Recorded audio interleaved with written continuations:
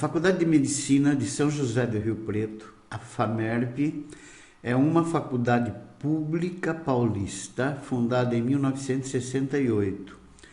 É uma das 6 faculdades estaduais de medicina do estado de São Paulo e seu curso médico é ministrado no sistema tradicional. Uma das mais bem conceituadas faculdades de medicina e enfermagem do país, se destaca por possuir o segundo maior hospital-escola do Brasil, o Hospital de Base de São José do Rio Preto, que perde apenas para o Hospital das Clínicas de São Paulo.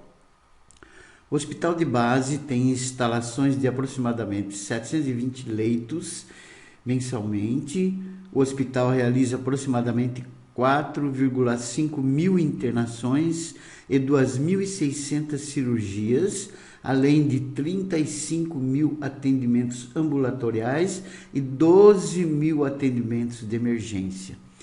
Em 2008, ganhou o Prêmio Nacional Guia do Estudante, Banco Real de melhor faculdade do interior. Ainda em 2008, recebeu nota máxima do Índice Geral de Cursos IGC, promovido pelo MEC, classificando-se como a segunda melhor instituição pública do país, atrás apenas do ITA. No IGC 2009, divulgado no início de 2011, novamente a faculdade recebeu nota máxima do MEC. A Comissão Permanente para Vestibular Conveste da Unicamp era quem realizava a seleção para o curso de Medicina e Enfermagem da FAMERP até o ano de 2013, no sistema integrado ao vestibular da Unicamp. Hoje esse processo é realizado pela VUNESP, tendo apenas agora a instituição o seu próprio processo seletivo. Questão número 1 da Faculdade de Medicina de Rio Preto, da FAMERP, Estado de São Paulo, 015, ano de 2015.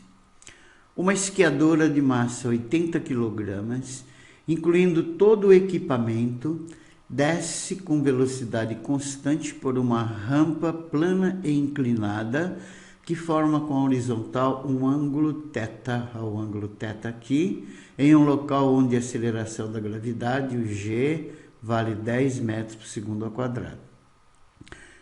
Considere que existe resistência do ar, e considere também que o coeficiente de atrito dinâmico entre os esquis e a neve é igual a 0,1 e que seno de θ é 0,6 e cosseno de θ é 0,8. Letra A. Na figura inserida no campo de resolução e resposta, represente as forças que agem no conjunto esquiadora mais equipamento. B.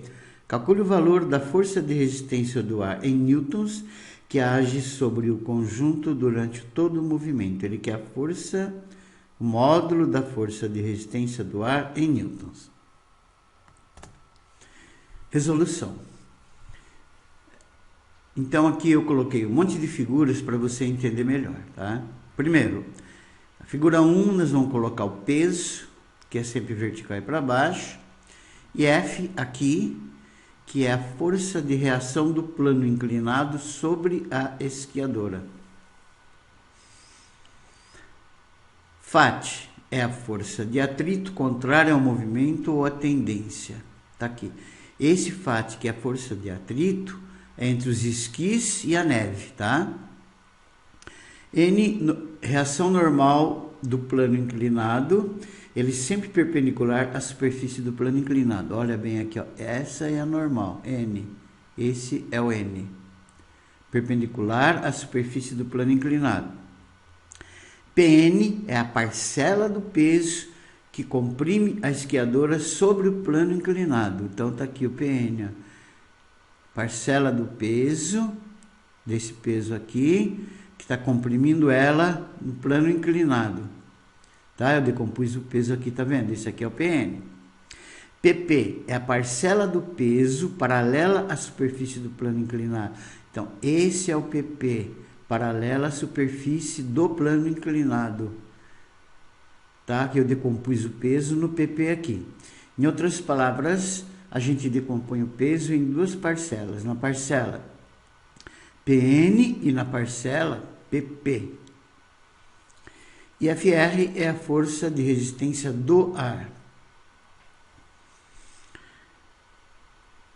Na figura 1 estão apenas as forças F e P.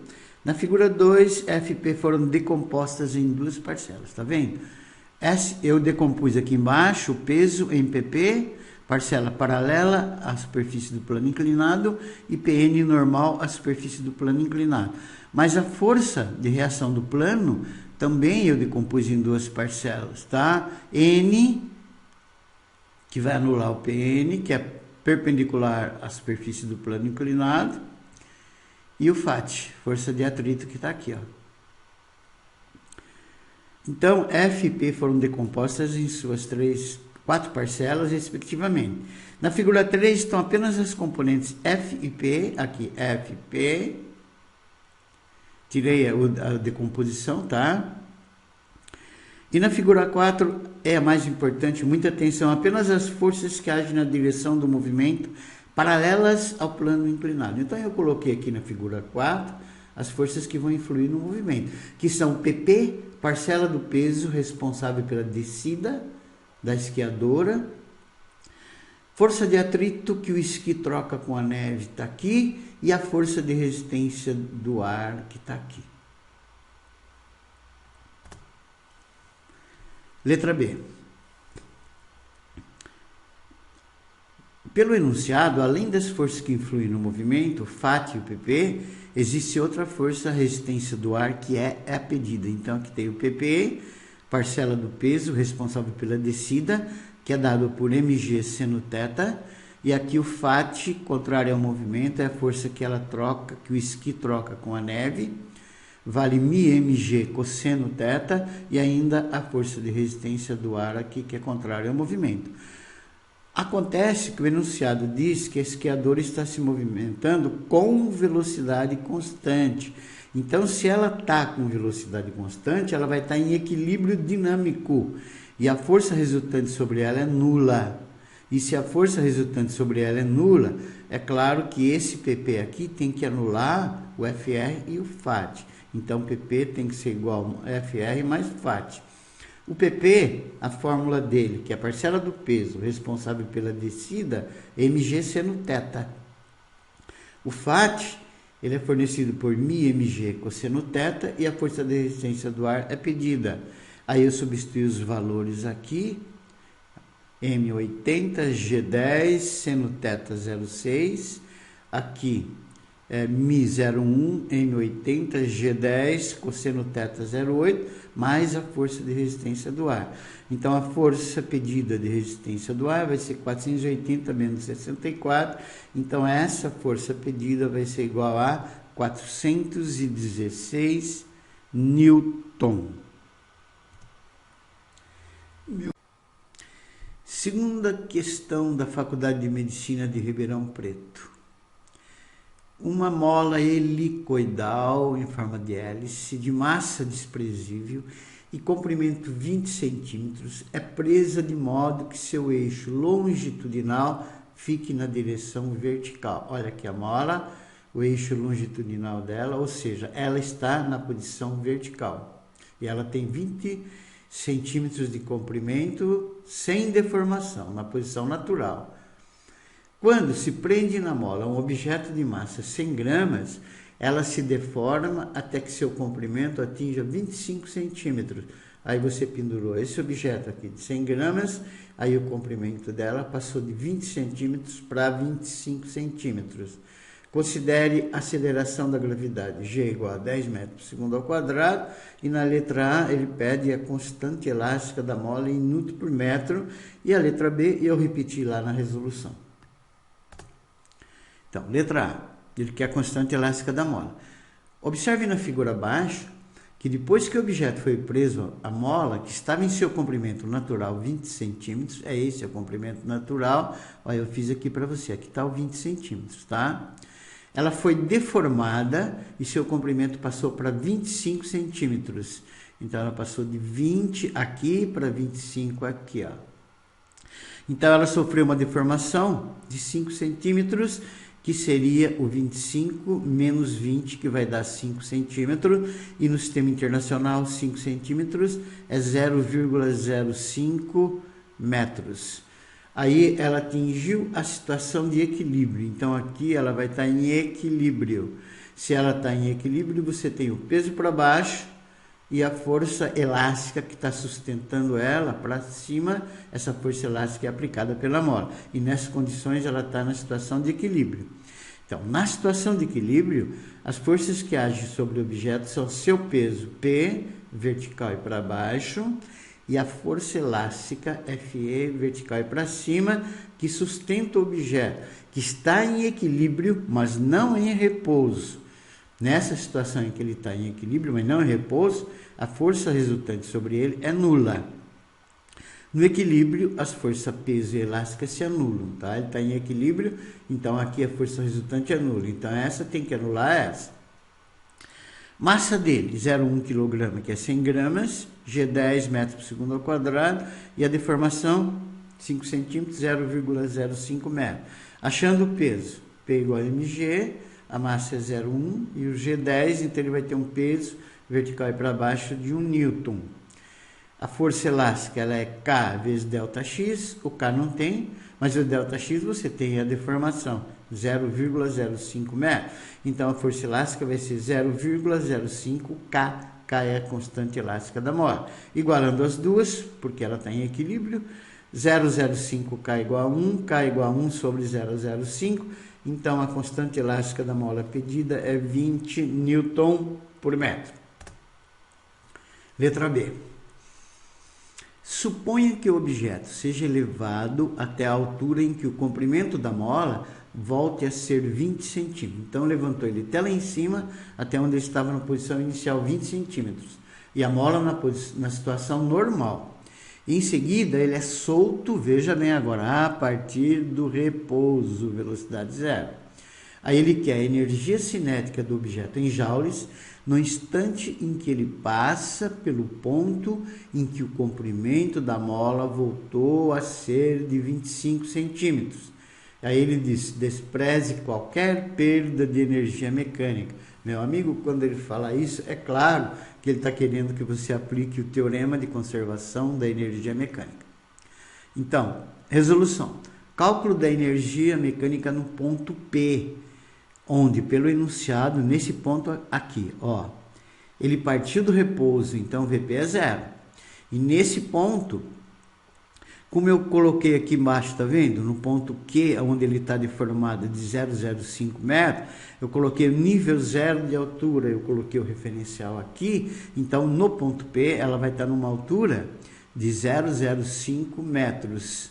Então no ponto P ela está numa altura de 0,05 metros em relação ao ponto Q, que eu tomei como referencial. No ponto P lá em cima, a mola está em sua posição natural, ela não está deformada, portanto ela não tem energia potencial elástica armazenada. Calculando a energia mecânica no ponto P, a cinética no ponto P, mais a potencial gravitacional no ponto P.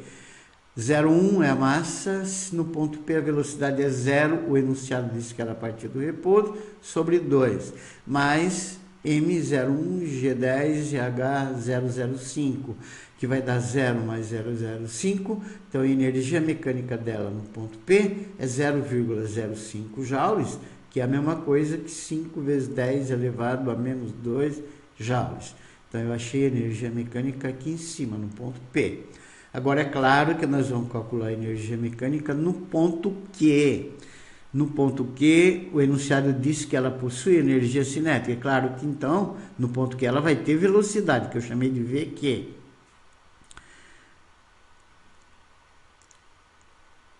E se encontra no nível zero de altura. Então, aqui no ponto Q, ela vai ter uma velocidade VQ e está no nível zero de altura. Então, ela não tem energia potencial gravitacional, mas acontece que no ponto Q ela está deformada. E se ela está deformada, é claro que existe energia potencial elástica, e aqui ela está distendida de ΔX 5 vezes 10 a menos 2 metros. Então, a energia mecânica no ponto Q é a cinética no ponto Q, mais a potencial gravitacional no ponto Q, que é nula, nível zero de altura, e mais a potencial elástica armazenada pela distensão da mola.